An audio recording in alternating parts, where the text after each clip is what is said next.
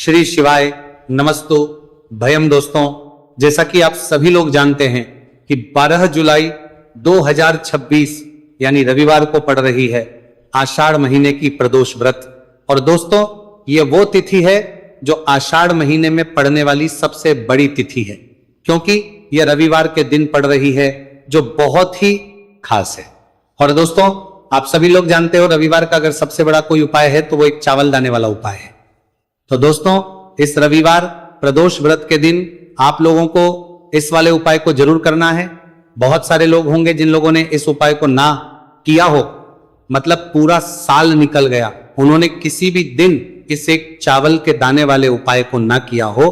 पर दोस्तों, आपके पास एक आखिरी मौका बचा हुआ है जो कि 12 जुलाई के दिन है।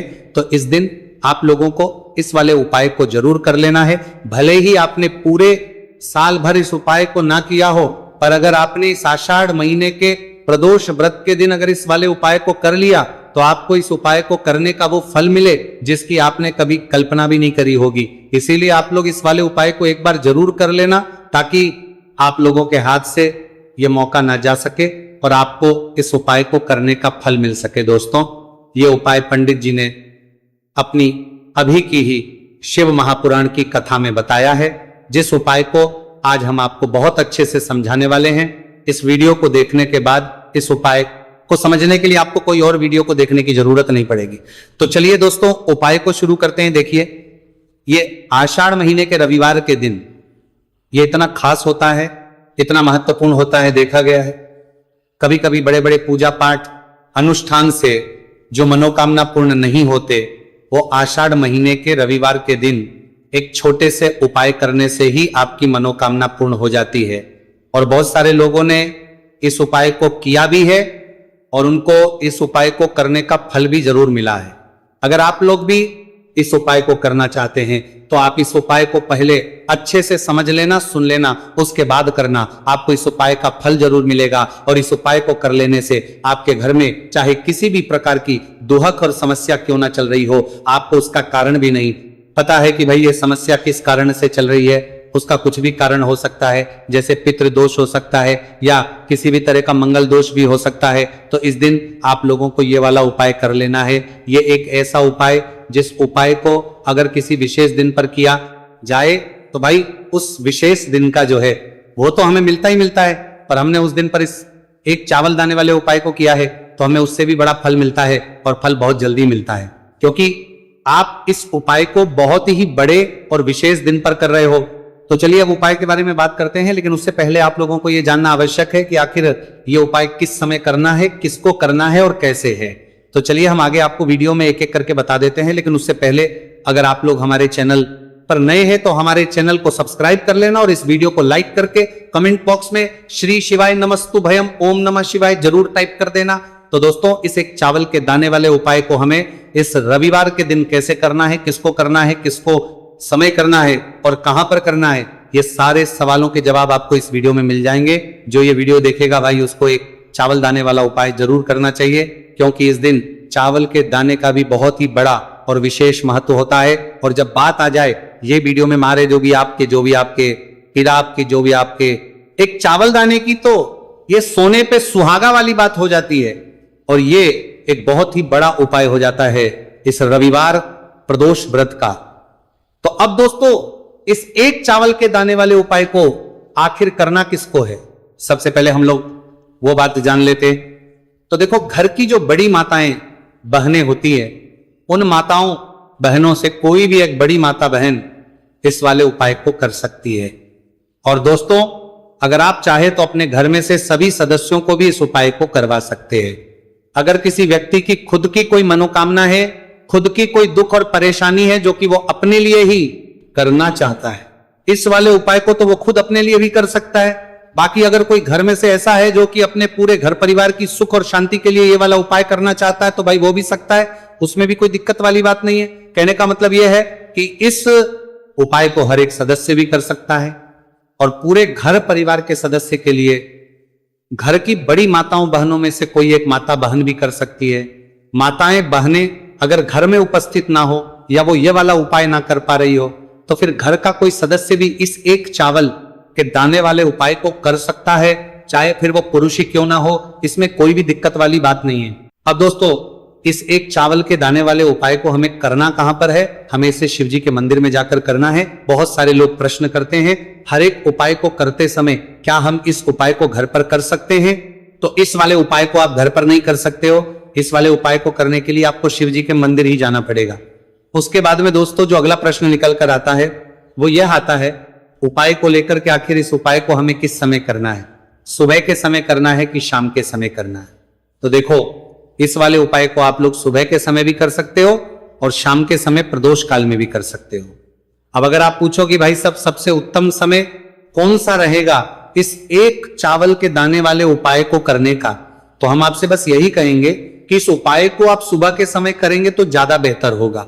बाकी अगर प्रदोष काल शाम के समय भी करेंगे तो भी होगा, उसमें कोई भी दिक्कत वाली बात नहीं है। देखो, ये एक चावल वाला उपाय वीडियो के लास्ट में बताया है, वो उपाय आप जरूर करें। देखो, इस उपाय को आप सुबह से लेकर शाम तक कर सकते हैं। तो चलिए बढ़ते हैं उपाय की ओर। देखिए, इसके लिए आपको क्या करना है, एक काली मिर्च लेनी है। देखो ध्यान से समझना, एक काली मिर्च लेनी है और ध्यान देना है कि काली मिर्च कहीं से भी खंडित नहीं होनी चाहिए। फिर इसके बाद आपको लेना है गोल बाती का दीपक। देखिए, दीपक आप चाहें तो माटी का ले लें, और यदि आपके माटी का दीपक नहीं है तो आप ये दीपक शुद्ध आटा लगा करके एक दीपक बना सकते हैं। बस आपको ध्यान देना है कि उस आटे में आपको नमक या हल्दी का प्रयोग नहीं करना है, ठीक है? तो आप एक बढ़िया सा दीपक बना ले और उस दीपक में गोल बाती लगा करके उस दीपक में आपको घी भरना है। देखो, गाय का शुद्ध घी आपको उस दीपक में भरना है। अब क्या करना है, आपको इन दोनों चीजों को लेकर चले जाना है बेलपत्र के पेड़ के पास। देखिए, गुरुजी ने अपनी अभी की शिव महापुराण कथा में भी बताया था, जो भी व्यक्ति काल में जो भी एक दीपक प्रज्वलित कर देता है उसके घर पर धन की कमी नहीं हो सकती। देखो, यदि आपके घर के आसपास कहीं बेलपत्र का पेड़ नहीं है या घर से काफी दूर पड़ता है और आप जा नहीं सकते, तो आगे हम ये भी बताएंगे कि कैसे इस उपाय को करना है। अगर बेलपत्र वृक्ष ना हो तो देखो, अब आपको प्रदोष काल में इन दोनों चीजों को लेकर चले जाए। बेलपत्र के पेड़ के पास में अब क्या करना है, सबसे पहले आपको उत्तर दिशा की ओर मुंह आपको खड़े हो जाना है और जो आप दीपक लेकर गए हैं उससे आपको बेलपत्र की जड़ में प्रज्वलित करना है। दीपक प्रज्वलित करने के बाद आपको एक काली मिर्च अपनी हथेली पर रखना है और बेलपत्र के पेड़ का आपको 5 बार परिक्रमा लगा लेना है। और यदि आप परिक्रमा बेलपत्र के पेड़ का नहीं लगा सकते हैं तो आपको दीपक को चारों ओर कुछ इस तरह से क्लॉकवाइज 5 बार घुमा देना है, मतलब आरती करना है। और आने के बाद आपको उसी काली मिर्च को दीपक में डाल देना है और वहीं पर बैठकर हाथ जोड़ करके आंख बंद करके आपको जो भी आपके जीवन में समस्याएं हैं, घर से लक्ष्मी जी का निवास नहीं है, घर में लक्ष्मी जी प्रवेश नहीं कर रही है, और भी जीवन में जो भी समस्याएं हैं, तो उस समय आपको विनती करनी है, ठीक है? अब इसके बाद यदि आपके घर के आसपास कहीं बेलपत्री का पेड़ नहीं है तो आपको इन सब चीजों को लेकर चले जाना है शंकर जी के मंदिर में, और शिव जी के मंदिर पहुंचकर आपको क्या करना है, आपको इसी एक दीपक को आपको शंकर जी के मंदिर की जो चौखट होती है ना, वहां पर आपको इस दीपक को जलाना है। और दीपक जलाते समय आपका मुख उत्तर दिशा की ओर होना चाहिए। दीपक जलाने के बाद आपको क्या करना है, एक काली मिर्च अपनी हथेली पर रखना है और आपके जीवन में जो भी समस्याएं हैं, चाहे वो समस्या परिवार को लेकर हो या फिर धन को लेकर हो, वो अपनी वह समस्या बोलनी है। और बोलने के बाद आप उसी काली को दीपक में डाल देना है और आपकी कामना पूर्ण हो जाए, घर में लक्ष्मी जी का निवास हो, ऐसी कामना आपको कर लेनी है। देखिए, शंकर जी की मंदिर की जो चौखट होती है ना, उसमें 33 कोटि देवी देवता निवास करते हैं। यदि आप वहां पर दीपक जलाते हैं तो इससे भगवान शिव तो प्रसन्न होते ही हैं, साथ ही आपको 33 कोटि देवी देवताओं का आशीर्वाद प्राप्त होता है और वह सभी प्रसन्न होते हैं, जिनके आशीर्वाद से आपकी कामना 100% पूरी होती। तो आप ये उपाय जरूर करिएगा। आप बहुत ही छोटा सा उपाय है, करके देखिएगा। देखिए, अब हम जान लेते हैं गुरुजी द्वारा बताए गए दूसरे उपाय के बारे में। इस उपाय के लिए आपको मात्र 2 लौंग लेनी होगी, यानी कि आपको लौंग का जोड़ा लेना है। 2 फूल वाली आपको लौंग लेनी है। लौंग का जोड़ा कहीं से भी खंडित नहीं होना चाहिए, इस बात का ध्यान रखें। इसी के साथ में आपको लेना होगा लाल चंदन का पाउडर। देखिए, यदि पास लाल चंदन की लकड़ी है तो उसे घिसकर भी आप चंदन के रूप में प्रयोग कर सकते हैं। यदि पाउडर है तो उसका भी आप अपने उपाय के लिए प्रयोग कर सकते हैं।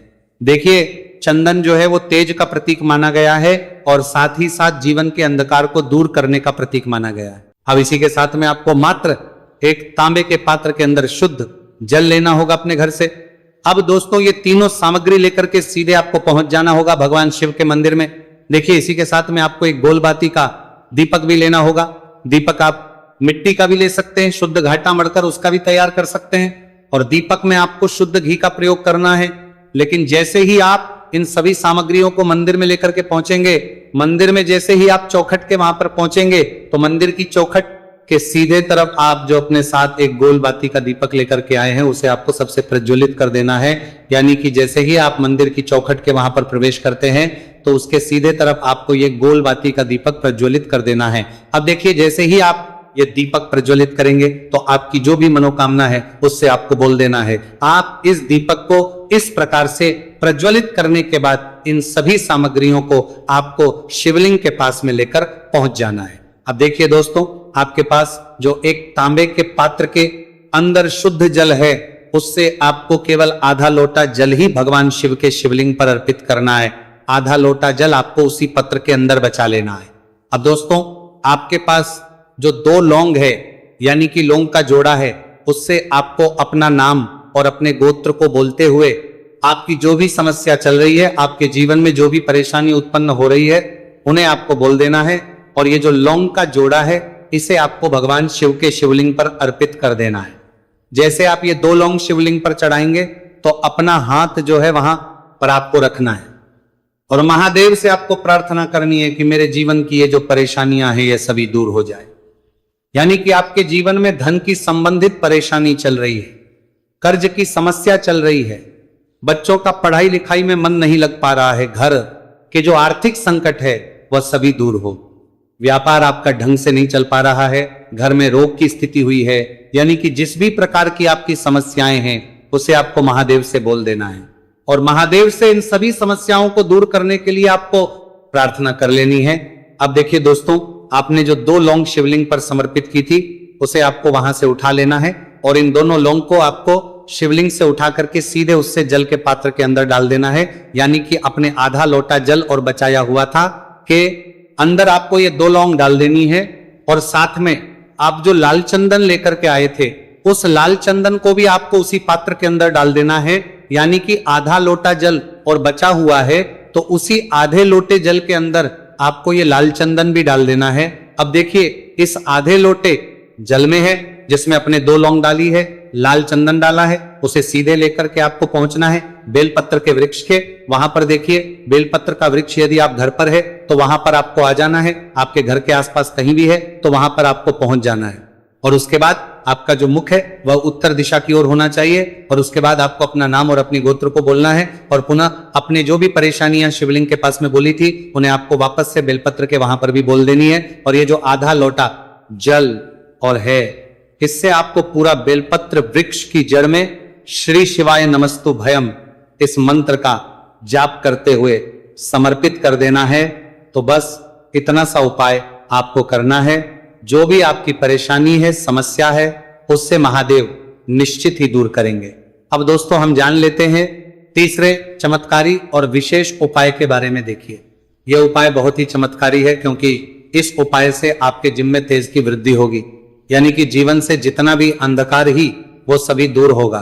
तो इस उपाय के लिए आपको मात्र एक गुड़ का टुकड़ा लेना है। गुड़ का टुकड़ा आपके जीवन में तेज की वृद्धि करता है और साथ ही साथ आपके जीवन से जो अंधकार है उसे दूर करता है।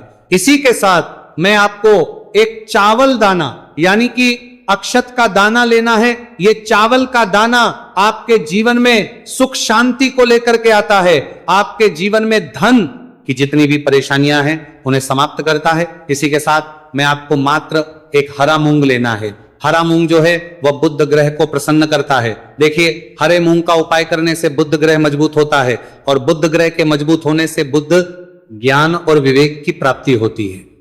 तो ये तीनों ही सामग्री आपको एक एक लेनी है, यानी कि एक गुड़ का, एक चावल का दाना, एक हरा मूंग आपको लेना है। देखिए हरा मूंग का दाना और चावल का जो दाना है वो आपको साबुत लेना है, खंडित नहीं होना चाहिए। और इसी के साथ में आपको मात्र एक तांबे के पात्र के अपने घर से शुद्ध जल ले लेना है। देखिए अब इन सभी सामग्रियों को लेकर के सीधे आपको पहुंच जाना है भगवान शिव के मंदिर में। आप ये उपाय सुबह से लेकर के शाम तक किसी भी समय कर सकते हैं, लेकिन रविवार के दिन ही आपको इस उपाय को करना है। तो सबसे पहले तो ये जो एक गुड़ का टुकड़ा है, एक चावल का दाना है और एक हरा मूंग का दाना है, उन तीनों को आपको उस जल के पात्र के अंदर डाल देना है। लेकिन ये जो उपाय है आपके जीवन की सारी परेशानियों को दूर करने के लिए होता है, लेकिन विशेष मनोकामना तीनों सामग्रियों से ही आपकी परिपूर्ण हो जाती है। देखिए, यदि आपके जीवन तेज होगा तो सभी आपसे वार्तालाप करेंगे, सभी आपसे बात करेंगे और आपका जो मान सम्मान है वो बढ़ता है। और चावल का जो दाना है वह धन में वृद्धि करता है, मन की शांति के लिए होता है। और हरा मूंग जो है वह बुद्धि, ज्ञान और विवेक की प्राप्ति के लिए होता है। अब देखिए, यह जो एक पात्र है इससे आपको भगवान शिव के शिवलिंग पर धीरे धीरे अर्पित कर देना है। श्री शिवाय नमस्तु भयम इस मंत्र का जाप करते हुए और तुमरुकेश्वर महादेव का मन में स्मरण करते हुए, लेकिन तुमरुकेश्वर महादेव का स्मरण करने से ये जो उपाय है और अधिक प्रभावशाली हो जाता है। तो तुमरुकेश्वर महादेव का स्मरण करते हुए यह उपाय करने से आपके जीवन में जो भी अशांति है वो सभी दूर हो जाएगी। तो इस प्रकार आपको यह सुंदर सा उपाय कर लेना है। इसके बाद बात करते हैं तीसरे उपाय की। देखो, ये उपाय बहुत ही अचूक उपाय है जो आपको करना है। देखो, इस उपाय के लिए आपको 2 दीपक लेने हैं। देखो, दोनों दीपक आपको मिट्टी के दीपक लेने हैं। उसके बाद आपको दोनों दीपक को प्रज्वलित करने के लिए आपको लंबी बाती लेनी है और ये दीपक घी और सरसों के तेल से दीपक प्रज्वलित करने हैं। ये सब लेने के बाद आपको लेना है एक कटोरी में कच्चा दूध थोड़ा सा लेना है। उसके बाद आपको लेना है 1 लोटा जल। देखो, गुरु इस उपाय के लिए बताया है कि यह उपाय आपको प्रदोष काल में करना है।